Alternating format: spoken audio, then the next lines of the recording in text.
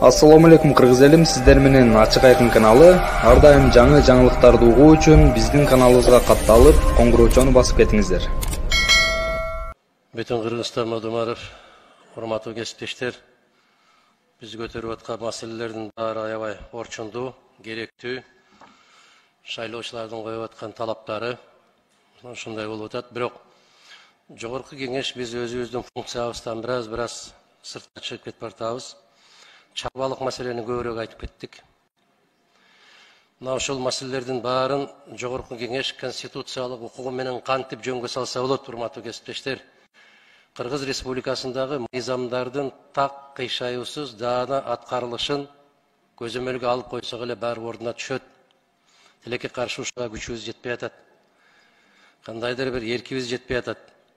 Мына кечээ, урматтуу кесиптештер, 26 мыйзамсыз кармалып олтурган кыргыз жарандары, анын ичинде кыргыз кыздары, байбичелери отурган, жигиттер отурган маселе мыйзамсыз экендиги жөнүндөгү айткан маселе эмнегедир жакшы мындай бир көңүлдүн ортосунан табылбай атат орун. Тилекке каршы баш прокурордун орун басары кечээ ушундай кылып жарыя салды.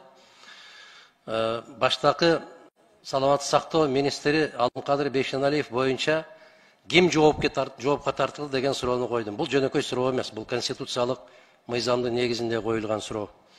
Мына кезинде ал жигит киши боюнча кылмыш иши козголду деп момундай кылып жарыя салган баш прокуратура. Эмне дейт? 7 кылмыш иши козголгон дейт. Анын бирөө коррупция беренеси боюнча, экөө пара талап кылгандыгы боюнча жана 4-өө кызматтык абалдан одуну пайдаланып, алдын ала Кыргыз Республикасынын пайдасына каттуу сокку урган контракттарга кол койгондугу үчүн деп 7 кылмыш иши козголгон. Эч нерсе болгон жок. Баш прокурор убактылуу кызматынан четтетилди. Анан кийин экөө тең бири-бири менен табышкан сыяктуу болду. Баш прокурор кызматына келди. А киши жоопкерчиликтен кутулду. Мен кечээ ушул суроону койдум. Ким жоопкерчиликке тартылды деп.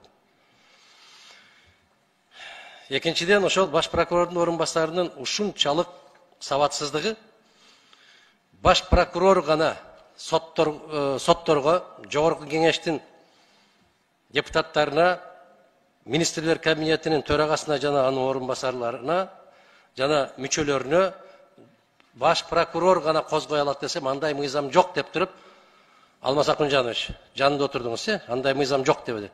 Мына ушундай сабатсыздар, ушундай кадрлар менен кайда барабыз биз? Мына Кыргыз Республикасынын конституциялык мыйзамы, Кыргыз Республикасынын прокуратурасы жөнүндөгү мыйзам, бул конституциялык мыйзам. Бул өткөн жыл 10 сентябрда күчүнө кирген. Мына ушул мыйзамды жок деп жарыя кылып атат ошол азамат. Кантип иштейт кийин? Кантип көзөмөлгө алат мыйзамдардын аткарылышын?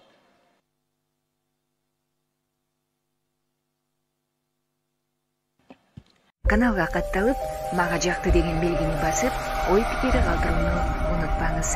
Чынында жанды чыркаткан чындык биз менен.